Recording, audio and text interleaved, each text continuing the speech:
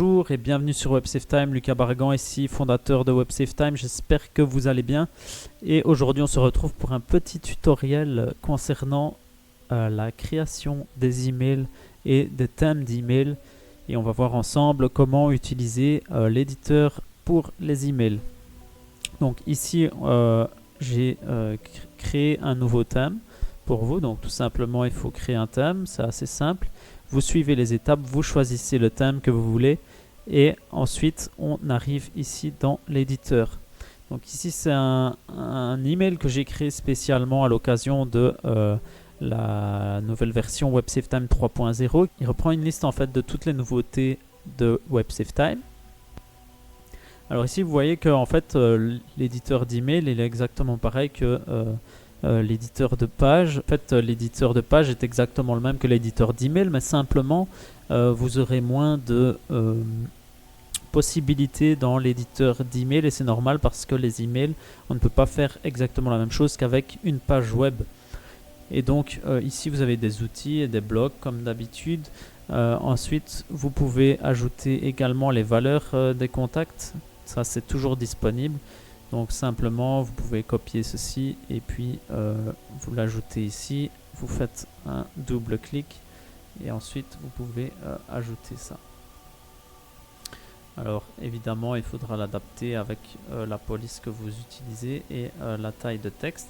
Alors vous verrez que ici la différence c'est que il n'y a pas de style possible modifiable. Tout simplement parce que en fait le style qui sera modifiable c'est ici quand vous faites un double clic vous allez pouvoir modifier les couleurs, vous allez pouvoir modifier la couleur voilà comme ceci. Je réessaye, donc voilà comme ceci, vous allez pouvoir modifier la couleur. Simplement vous recliquez sur le mot que vous venez d'utiliser pour que la couleur s'applique.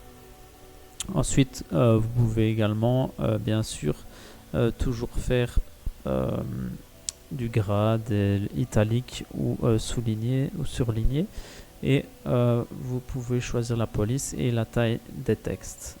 Tout simplement, le mieux c'est de bien se baser et rester dans le cadre du thème qui est proposé pour que votre design d'email soit correct à la fin. Donc simplement voilà, vous pouvez également changer les images. Vous pouvez aussi ajouter d'autres choses, etc. Voilà, par exemple. Vous pouvez toujours enregistrer et ensuite faites un envoi de test pour voir que votre design s'accorde bien. Tout simplement, c'est important de faire un envoi d'email de test pour voir que votre email s'accorde bien au niveau du design.